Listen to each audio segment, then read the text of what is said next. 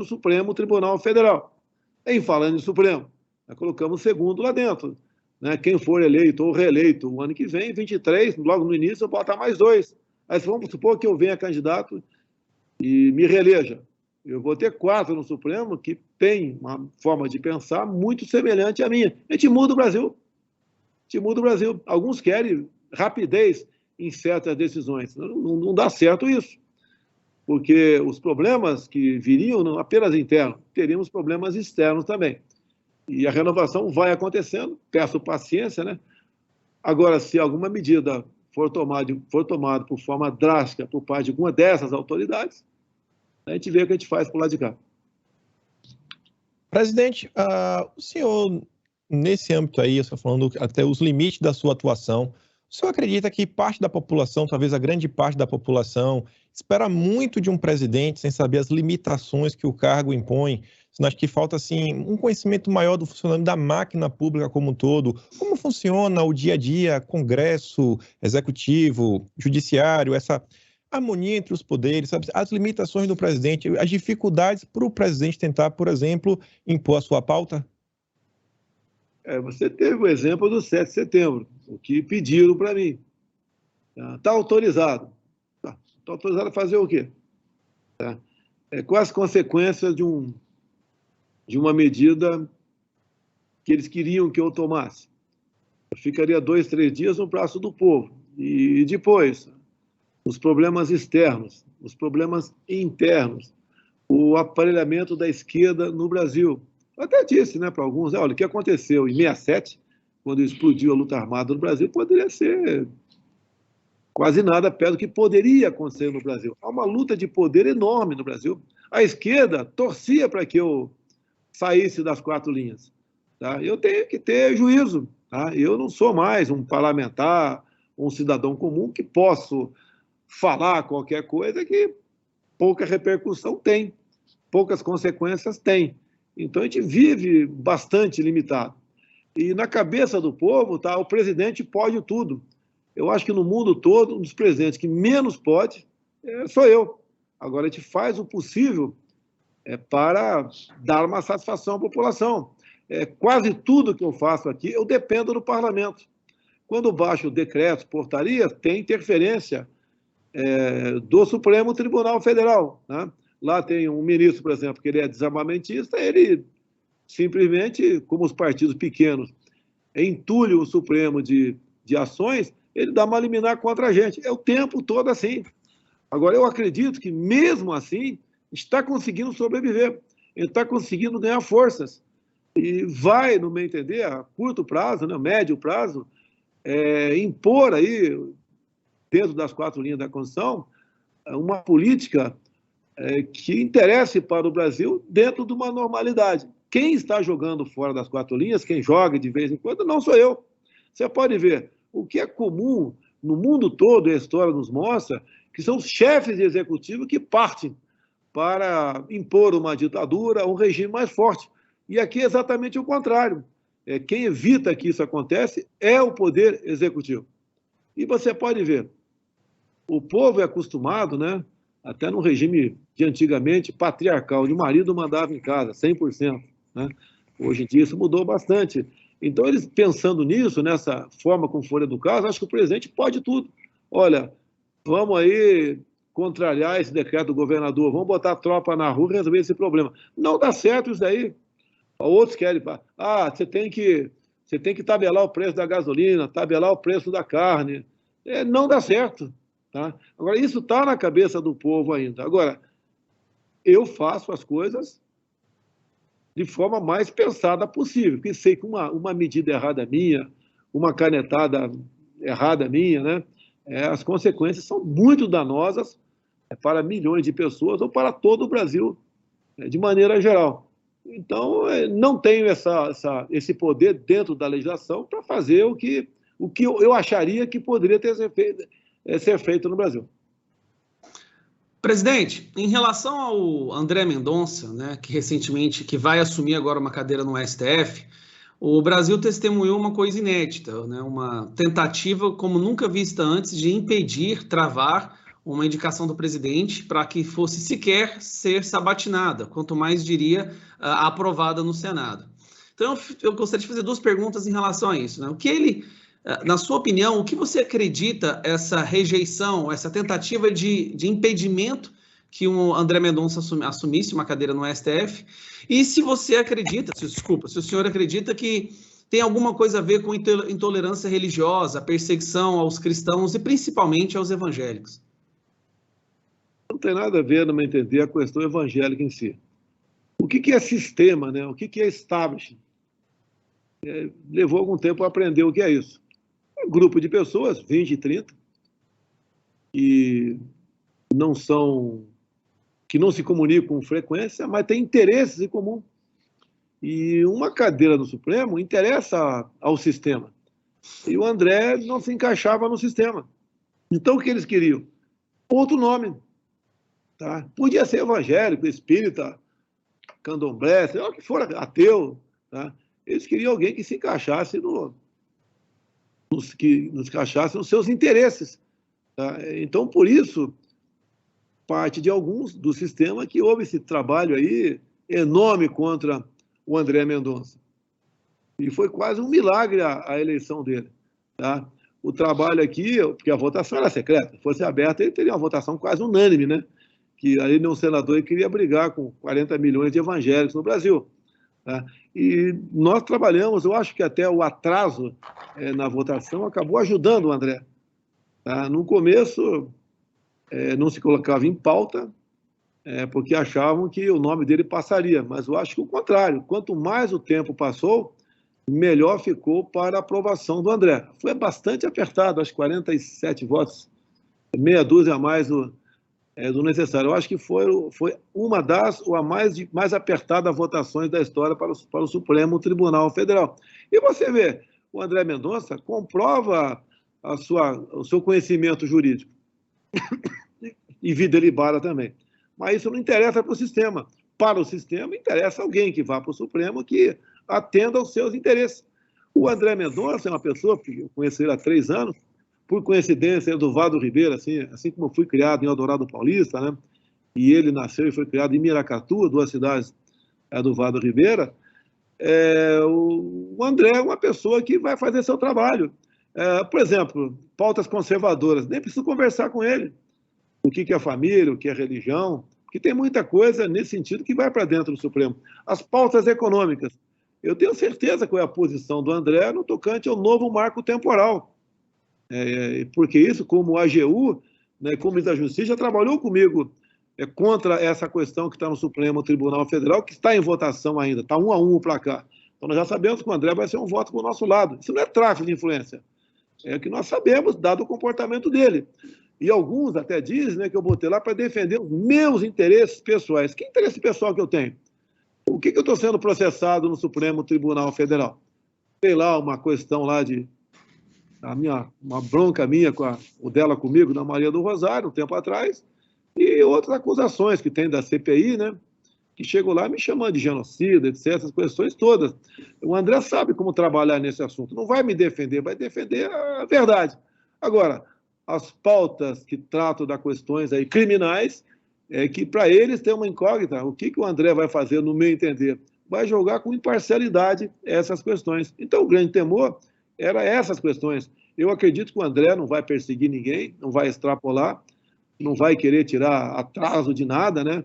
Não está magoado, no meu entender, por esses 4 meses que levaram, foi cozinhado o nome dele lá na Comissão de Constituição e Justiça para a sua sabatina. Eu acho que ele vai ser um exemplo. Agora, algum voto ou outro vai ter repercussão, né, negativa junto à sociedade, isso é normal acontecer.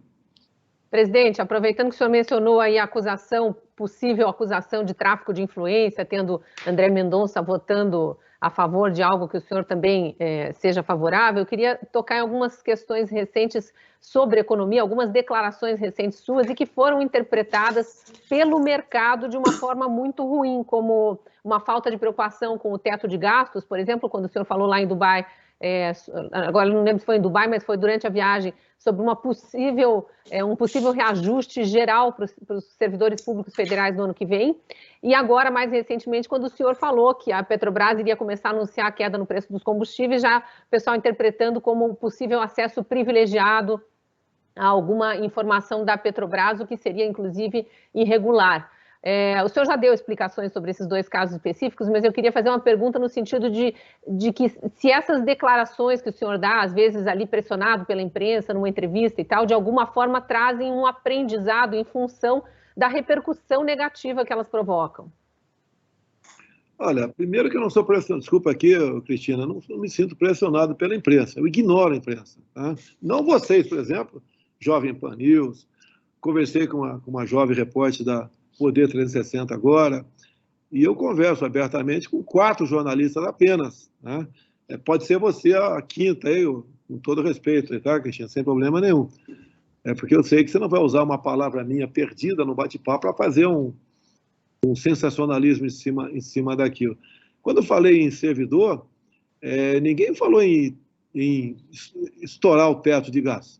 Nós estávamos trabalhando na PEC dos precatórios. Uma vez aprovada a PEC dos precatórios, eu falei com o Paulo Guedes da possibilidade de dar um reajuste. Que reajuste é esse? Eu já vi lá o governador do Rio de Janeiro anunciou 10% para os servidores. Tá bacana, né? Politicamente é bacana, tem eleição ano que vem, o servidor, grande parte, merece isso. Agora, do nosso lado aqui, não chegaria a isso. Teria 3%, 4%, 5%, 2%, que seja 1%. Essa aqui é a ideia. Que nós estamos completando aí, no meu governo, 3 anos sem reajuste.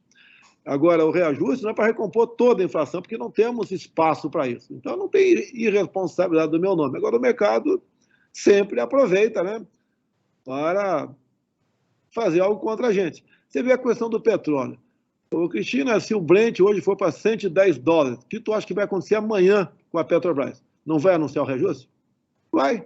Aí eu não tenho como interferir, até que, se pudesse, não faria isso, né? Agora, quando caiu quase $10 nos últimos dias, o que eu falei? A tendência da Petrobras é reduzir o preço. Isso daí o próprio mercado já discutia esse assunto. Não foi informação privilegiada. Você não precisa ter bola de cristal para falar isso daí. Essa é a nossa política. Não é o PPI, não é o preço com paridade internacional, então tem que cumprir.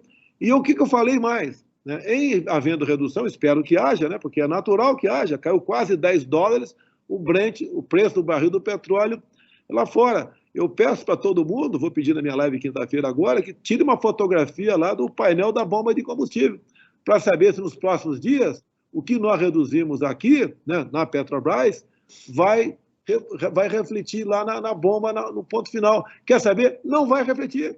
E se nós baixarmos hoje 10% o preço da gasolina, não vai baixar na bomba. Se daqui um mês você subir 1%, esse 1% vai subir em cima desse preço anterior. É assim que funciona o preço de combustível no Brasil. Por isso, eu entrei com uma ação no Supremo Tribunal Federal, já tem 4 meses, contra mim, 15 dias no máximo, ele decide, e geralmente são contra mim, né?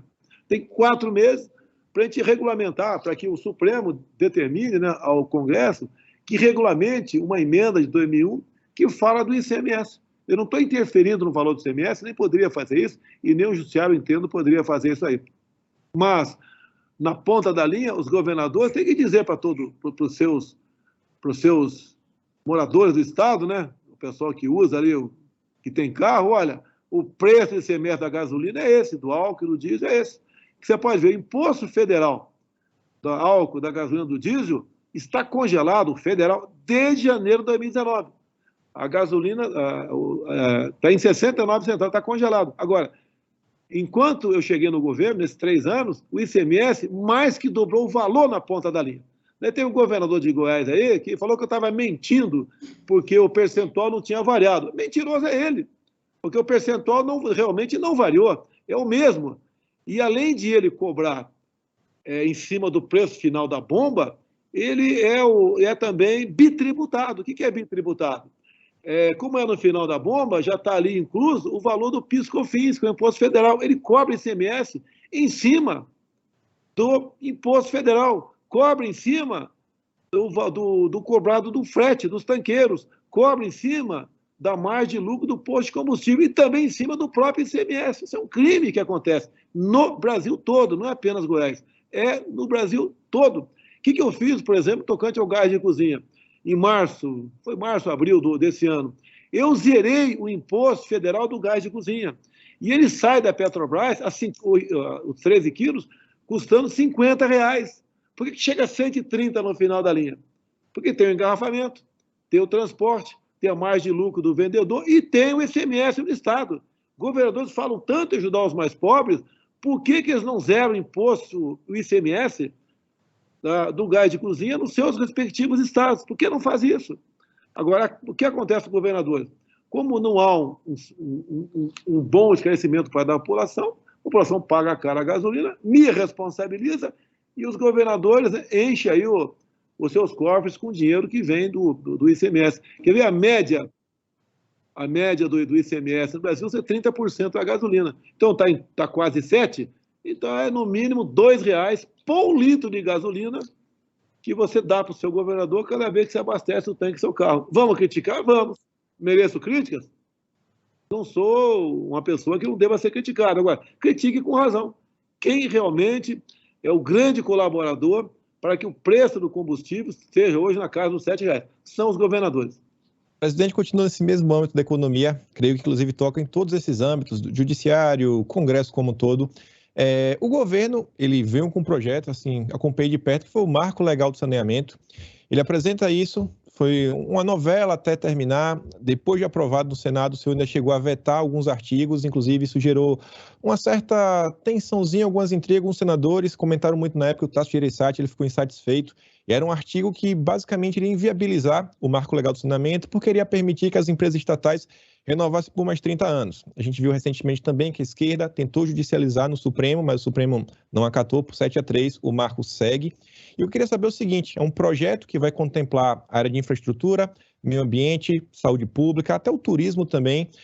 Quando a população vai começar a ver os primeiros impactos do marco de saneamento, isso em termos tanto de obra quanto de qualidade de vida, e se o senhor acha que esse projeto foi uma das leis mais importantes no sentido de reformas estruturais para o país? Paim, olha só, Paim, por que há uma reação por parte do poder público local para privatizar esse serviço? Você pega o que eu conheço um pouco, né, melhor, a SEDAI do Rio de Janeiro, foi privatizada.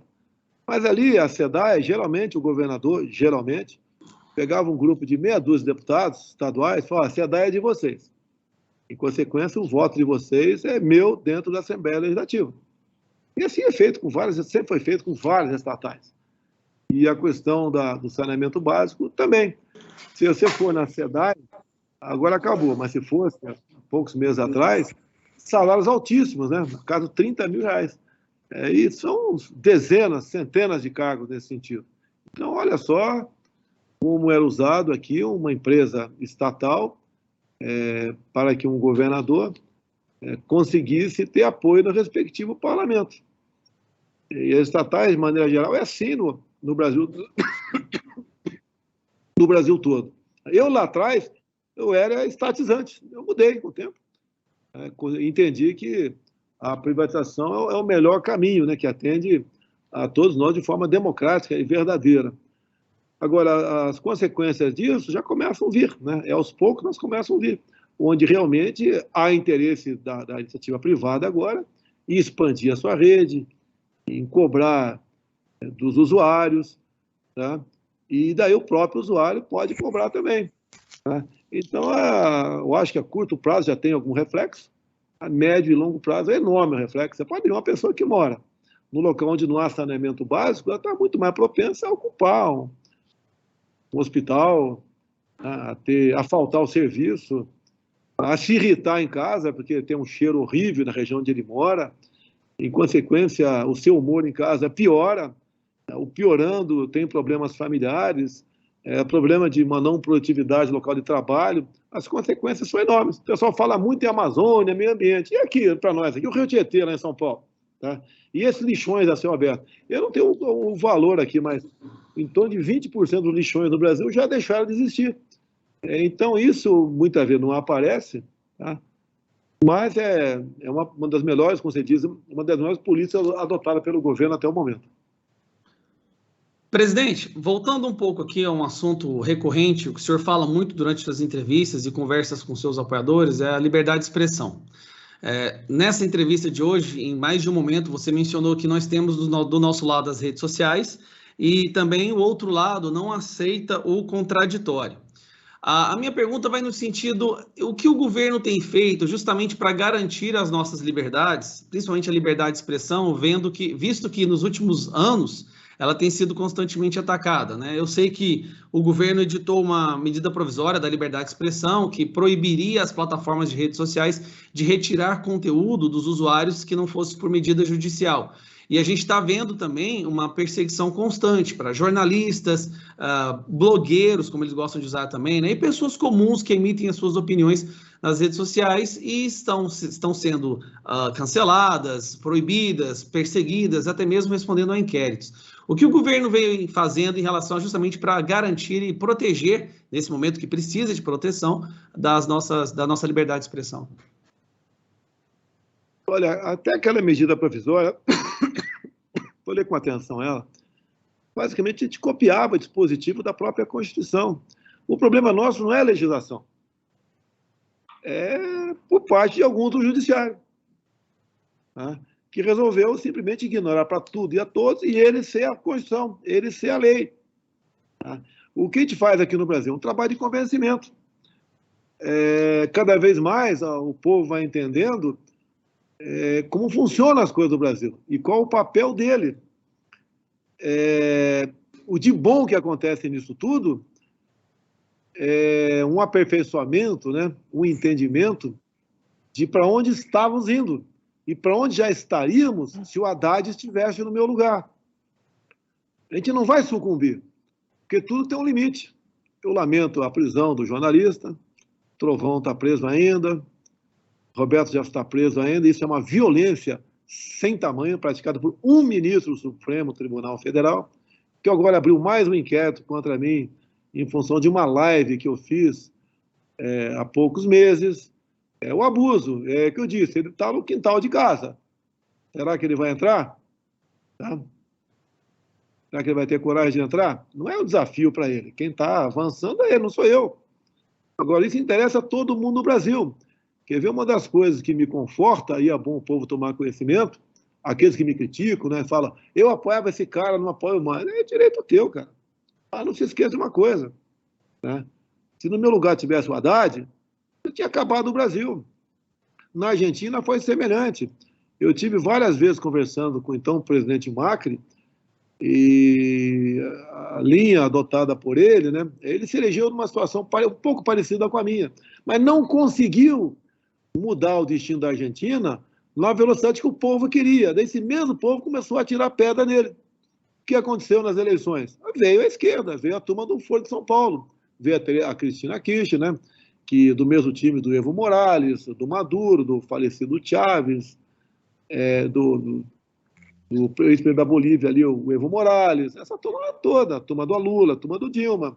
Então os caras têm que entender, não, o eleitor entende ou não, né, que a forma como ele age muitas vezes, quem vai pagar o preço altíssimo na ponta da linha é ele. Quando você fala, todo o poder emana do povo, é bacana pra caramba, né?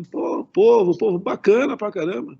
Eu vi o povo dentro de casa, por decreto municipal, que botou sua guarda na rua com cacetete, o cara ficou dentro de casa igual um cordeirinho. E a maioria queria sair à rua, não saíram por quê? Que poder é esse que vocês têm do povo? Então, o poder emana do povo é exercido por seus representantes. No caso, eu sou um representante aqui. Agora, o Brasil é um transatlântico. O pessoal quer que dê um cavalo de pau nele. Não dá para dar um cavalo de pau nele. Olha o poder que cai na mão do presidente o ano que vem. Eu vou nomear uns 80 desembargadores com a criação do TRF-6. Até o Jornal Globo fez a matéria que eu vou escolher pelo critério ideológico da direita. Não, eu vou escolher pessoal do PSOL para botar lá. Na lista tríplice, quem foi filiado do PSOL? Bota esse cara lá. Tá? Então, a gente vai mudando as coisas. Como eu disse para você, 2 vagas para o Supremo Tribunal Federal. Tem 2 vagas para o STJ agora no início. Já era para ter sido preenchida, no STJ que decide a lista, e quando manda para mim, que vai ser decidido no início do ano que vem. A gente vai escolhendo gente com perfil parecido com essa maioria que votou em mim. A gente vai mudando as coisas. Agora, o que eu posso fazer algo além disso, né? Eu sou a barreira final. Nós sabemos que para o sistema não interessa uma possível reeleição minha. Não interessa mesmo. Não interessa por quê? Se você pegar estatais, para 2015 e 2020, lá atrás dava prejuízo, agora dá lucro. Diferença, em torno de 90 bilhões de reais. Você pega empresa individualmente, os Correios, que ficavam no 0 a 0. Deu lucro de 1,5 bi ano passado, esse ano vai ultrapassar 3 bilhões. Itaipu Binacional, e ninguém sabia nada dela, a não ser gerar energia. Quase não tinha obras nenhuma na região. O ano passado, investimos 1,5 bilhão de reais. Esse ano, uma quantia grande também. É dinheiro que, no passado, sumia da empresa. Terminamos ali a extensão de mais 600 metros na pista do aeroporto de Foz do Iguaçu. A segunda ponte com o Paraguai, meados do ano que vem, fica pronta. Eu estarei nos próximos, ainda esse ano, lá numa cidade chamada Peralta, no Paraguai, junto com o Marito, assinando ordem de serviço para a segunda ponte com o Paraguai, dinheiro da Itaipu Binacional. Essa ponte vai servir para a bioceânica.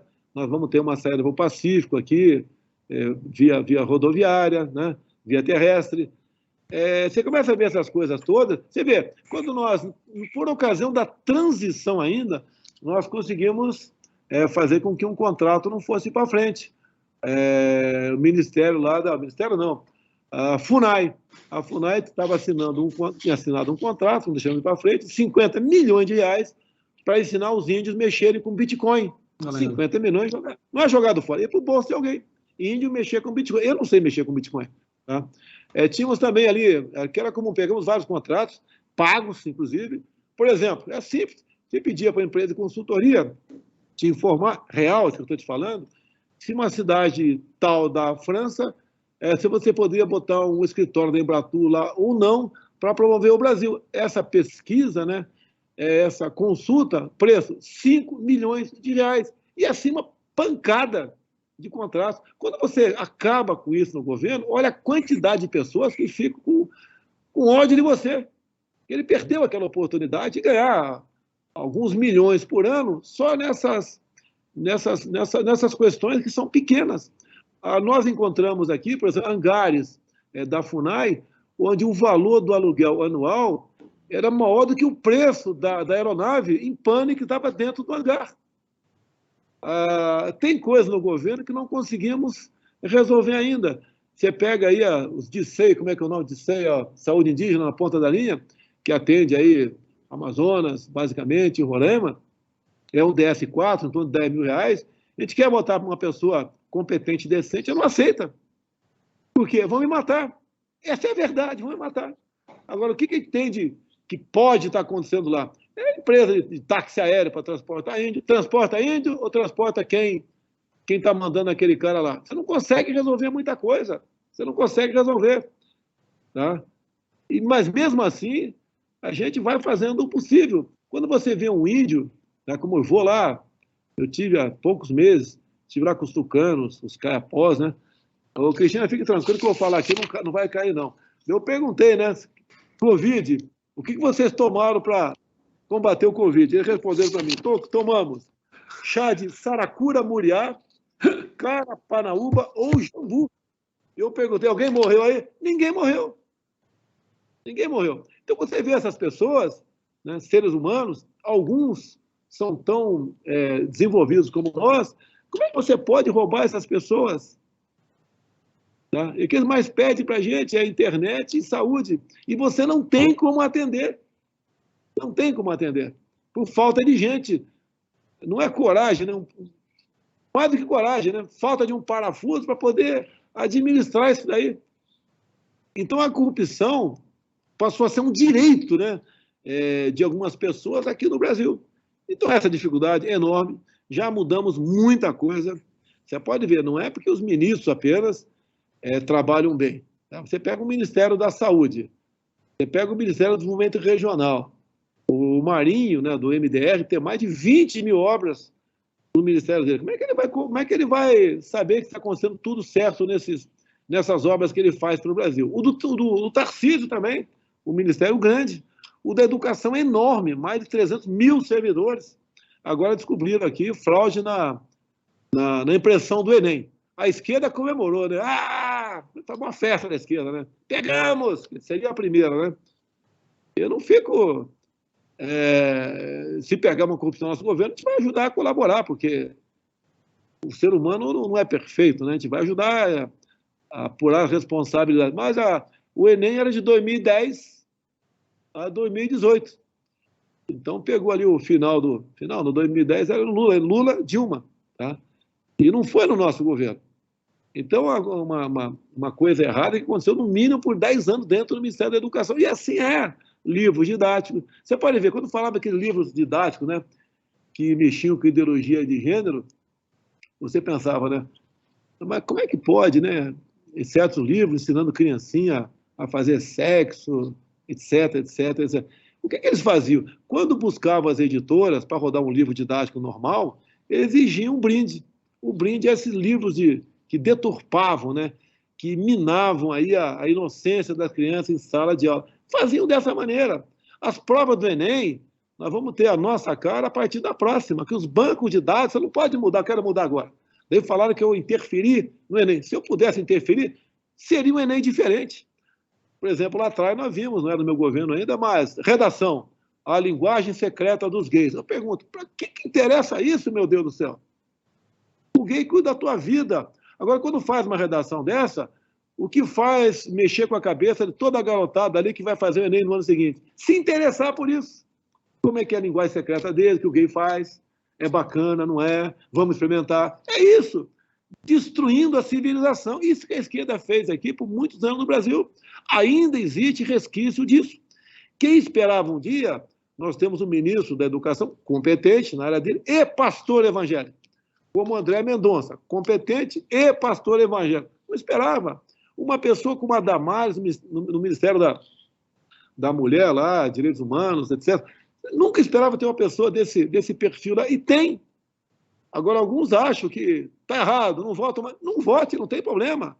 Agora, lamento, porque se a esquerda voltar no poder, vai ser para nunca mais sair daqui. E não adianta você chorar depois, para nunca mais sair daqui.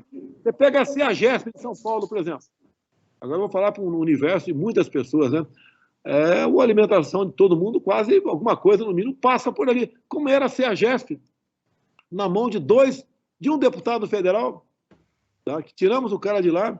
Ali você cobrava propina até de quem empurrava carrinho de verdura, R$160 por mês. Cobrava propina de mulheres que serviam um cafezinho, R$40 por mês. Alugavam box, né, por um preço abaixo da tabela, sem contrato, com contrato subfaturado, para corrupção. Então, era uma coisa... Ali imperava a prostituição, tráfico de drogas, tudo que não prestava a CEAGESP na cidade.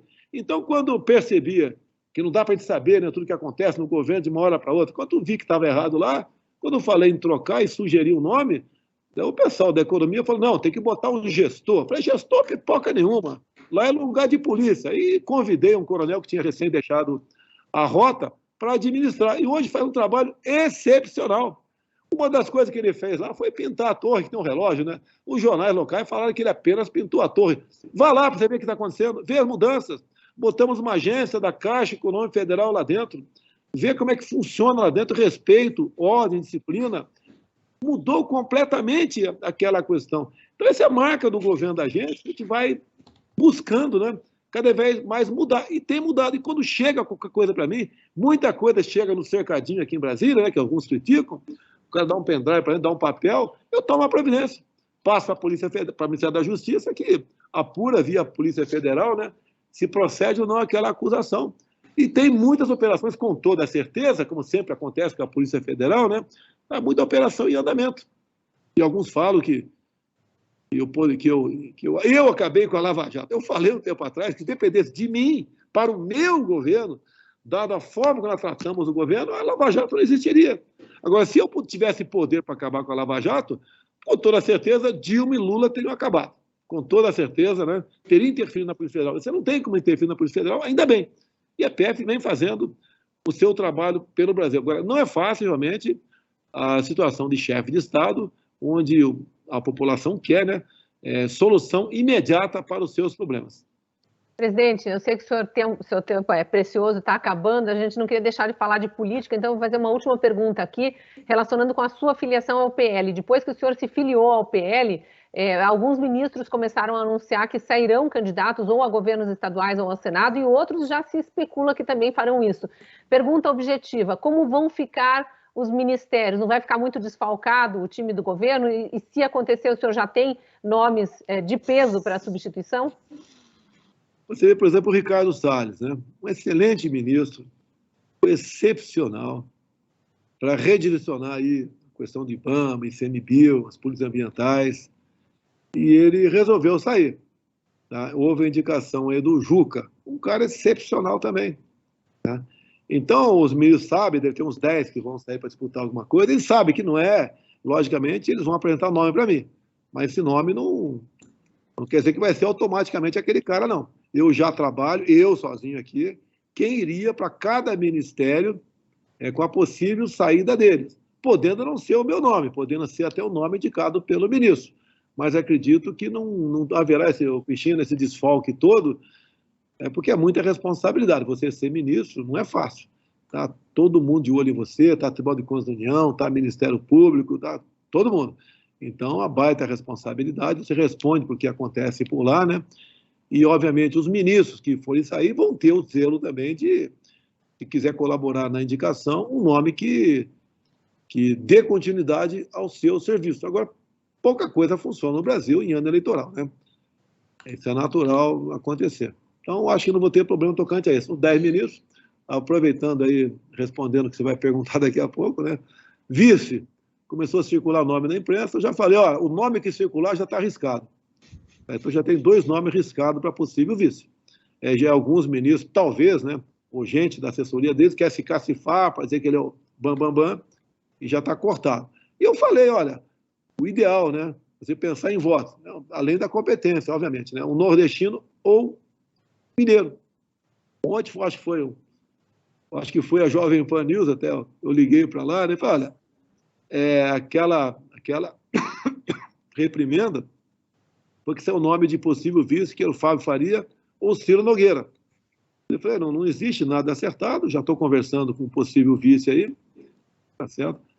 Porque não posso ser um casamento de última hora, né?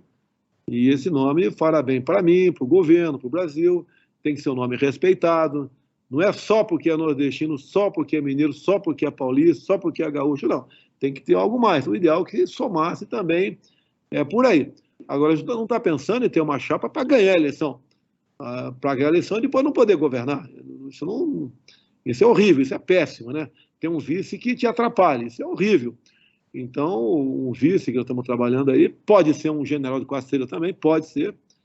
E vai acontecer em março, talvez, aí um pouco depois a gente anuncia o nome dele, e um nome que agregue e que dê respeitabilidade à nossa chapa.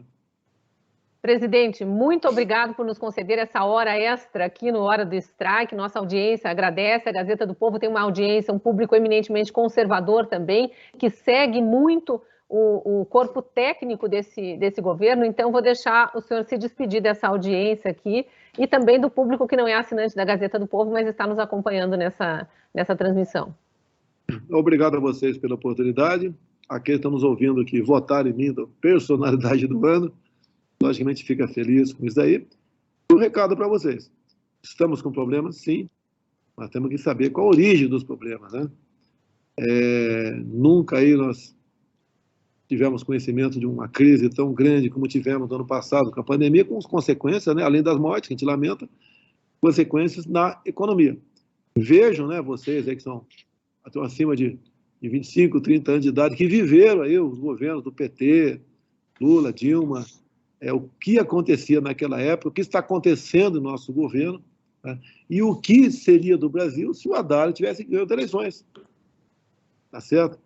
Isso nós temos que pensar. Num presidente que eu costumo dizer que acredita em Deus, respeito quem seja ateu, sem problema nenhum, respeito os seus militares, as Forças Armadas, as Forças Auxiliares, né?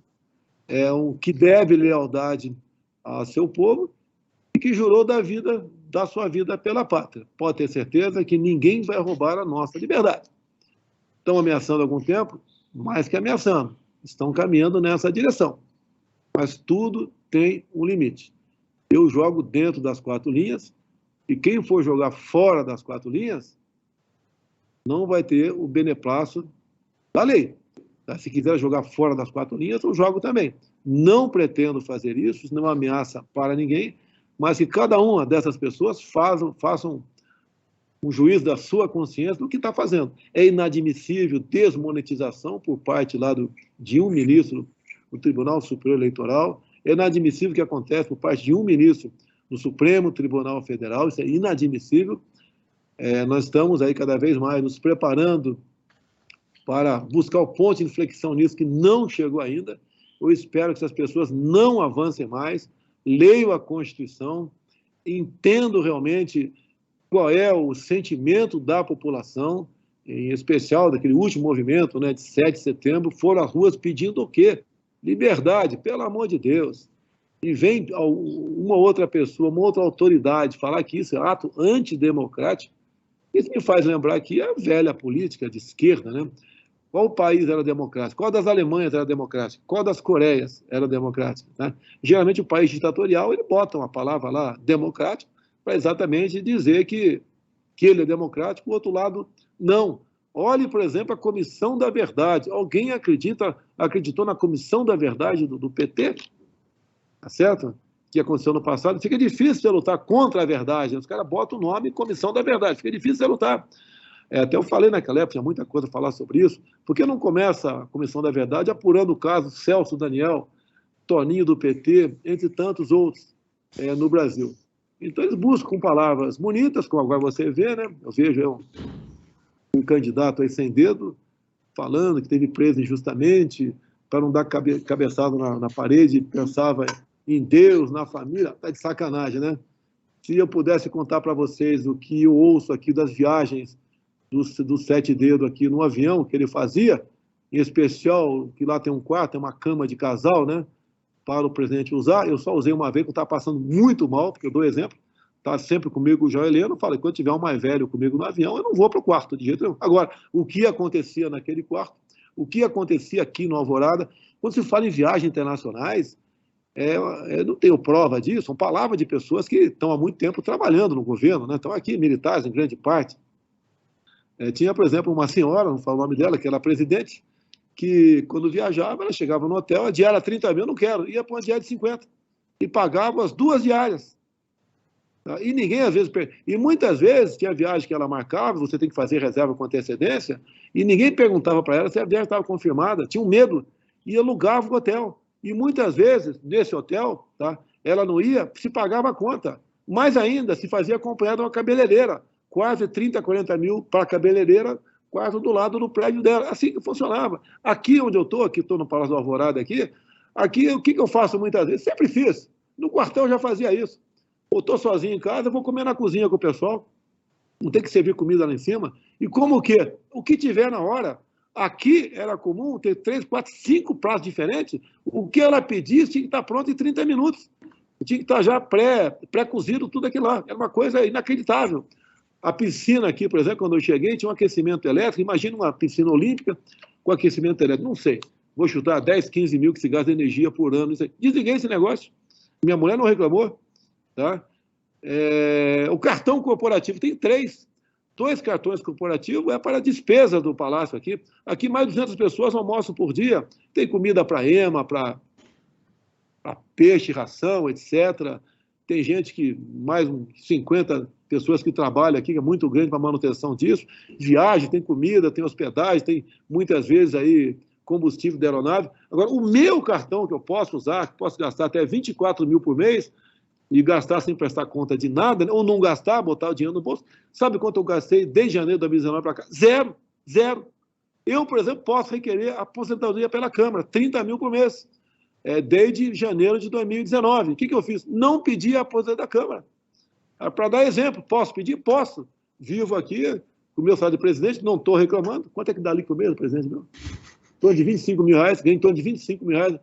Meu salário de presidente, agora passo a poder acumular o de capitão do Exército, que é proporcional, dá em torno de 30 mil por mês. Não estou reclamando, não.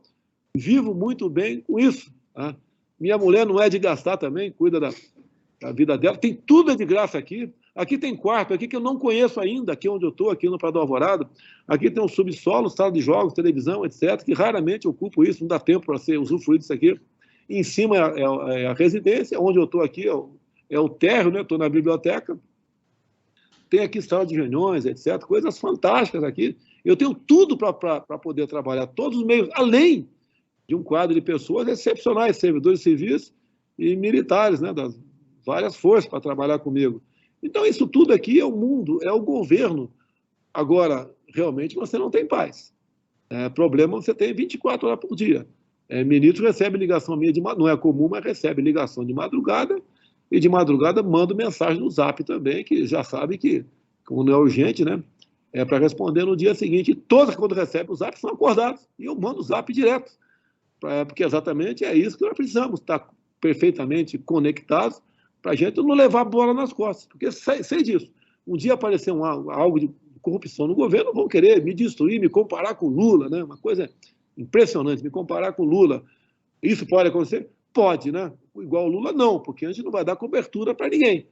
Se pegar alguém, se tiver uma comprovação, vai ser afastado, vai ser averiguado, investigado, e se for o caso, ele vai pagar pelo seu possível crime. É o exemplo que nós estamos dando. Porque não adianta, eu falo para alguns, né? Sempre falei com o deputado federal, não adianta você ter uma sala do teu quarto cheia de nota de $100. Você não pode sair na rua porque a violência impera. Tá? Você não pode ficar em paz se o teu filho sai também, questão de violência, questão de companhias, drogas, etc. E tem que mudar o Brasil. Você pega, por exemplo, posso continuar? Pode, presidente. Pode. Estou preocupada com a sua agenda, mas a agenda é sua. Ajuda aí. Imaginou uma área de 750 quilômetros quadrados? Eu acho que tem muito município em Goiás, o Gaia, que tem uma área maior do que isso. Tem. E lá não tem nada. Qual é a economia dos caras? Tá? Os caras é basicamente investimento em conhecimento. Tem lá a Pérola, tem lá um porto que recebe o minério do Brasil, que lá ele produz muita coisa. Basicamente é um centro comercial. Tá? E o Brasil? Olha o que nós temos. Agora, o nosso commodities vai acabar um dia. Não adianta tu achar que a reserva de nióbio de Catalão, se bem que já entregaram, né, para os chineses, ela não vai acabar nunca. Tá? Estamos aqui, temos aí nióbio ali em Araxá, 30% não é nosso.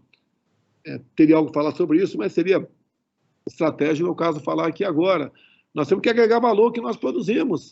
Para onde vai o Brasil? Não adianta você estar bem e o Brasil estar mal. É que eu falo para alguns parlamentares aqui, mudou bastante a forma de agir em Brasília. Temos problemas? Ainda temos.